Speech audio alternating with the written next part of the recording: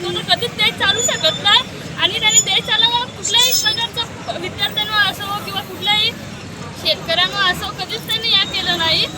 फक्त एक चोरीच केली, देशाची पूर्ण झाली, मंदिरांमध्ये चोरी झाली किंवा पेपर लीकमध्ये किती पैसे घेतले.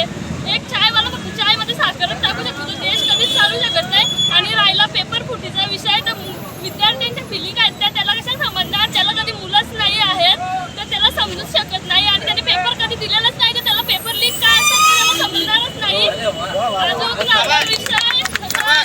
अजून विद्यार्थी एवढे एक सुसाईड करत आहेत, एकदा सुद्धा काही बघितलेलं नाही की विद्यार्थ्यांकडे किती विद्यार्थ्यांनी सुसाईड केलंय, काय प्रोटेस्ट चाललाय, उलटी अजून मारतात.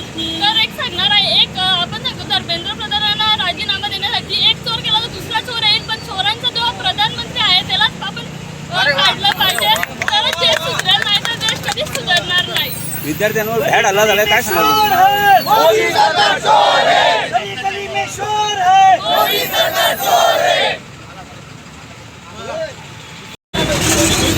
भर पावसामध्ये मोठ्या संख्येने विद्यार्थी वर्ग त्यांना लोकशाहीला पाठिंबा द्यावा आणि दिल्लीत झालेला भ्याड हल्ल्याचा निषेध करावा असे सर्व महाविकास आघाडी असेल, महाराष्ट्र नवनिर्माण सेना असेल, रिपब्लिकन पार्टी असेल, CPI असेल, सर्व मित्रपक्षांचे पदाधिकारी कार्यकर्ते आज वाडा बस स्थानकात मोठ्या संख्येने उपस्थित आहेत.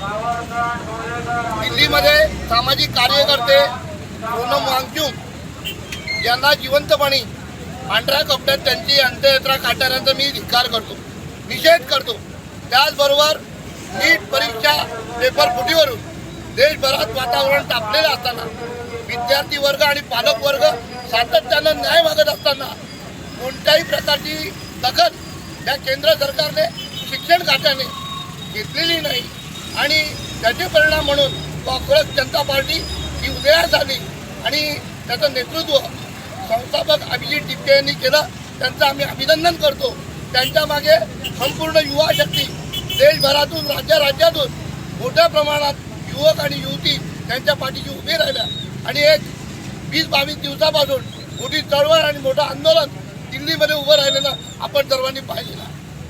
आंदोलन लोकशाही मार्गाने सुरू होतं, पण त्या आंदोलनाला ज्या पद्धतीने हाताळायला पाहिजे होतं त्या पद्धतीने केंद्र सरकार संपूर्णपणे अपयशी ठरलं आणि त्यांना सोनम वांगचुक हटवणं आणि त्याचबरोबर मोर्चावर विद्यार्थी आणि विद्यार्थिनींवर क्रूर लाठी हल्ला करणं हे अतिशय त्याचा ह्या गोष्टीचा आम्ही वाडा तालुका सर्वच राजकीय पक्षांनी त्याचा धिक्कार करतो की या पद्धतीने जर देशभरात वाटचाल होत असेल तर निश्चितपणे आपला देश हा हुकुमशाहीकडे चाललेला आहे.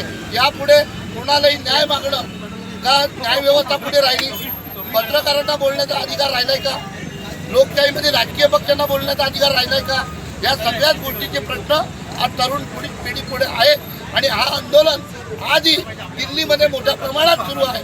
ज्यांच्यावर हल्ला झाला, ज्या नीट परीक्षेमुळे 20 विद्यार्थ्यांनी आत्महत्या केल्या त्यांच्या परिवाराला नुकसान भरपाई देणार की नाही, धर्मेंद्र प्रधान यांचा राजीनामा घेणार की नाही, असे अनेक प्रश्न एवढ्या देशभरात संताप असताना देखील टाळाटाळ सुरू आहे.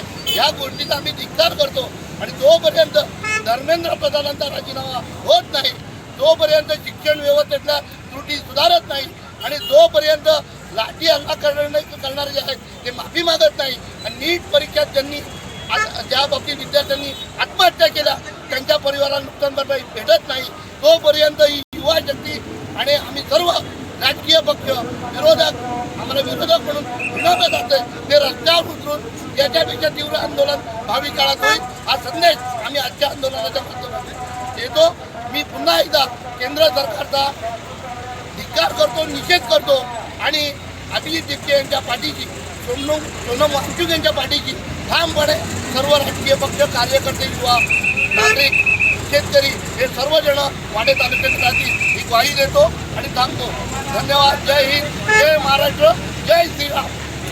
वकील यांनी दाखवून दिलेला आहे तर इथला प्रत्येक तरुण, प्रत्येक नागरिक, शेतकरी असो, मजूर असो, सर्व एकत्र येऊन रस्त्यावर उतरून या सरकारचा निषेध केला पाहिजे. इन्कलाब जिंदाबाद. इन्कलाब जिंदाबाद.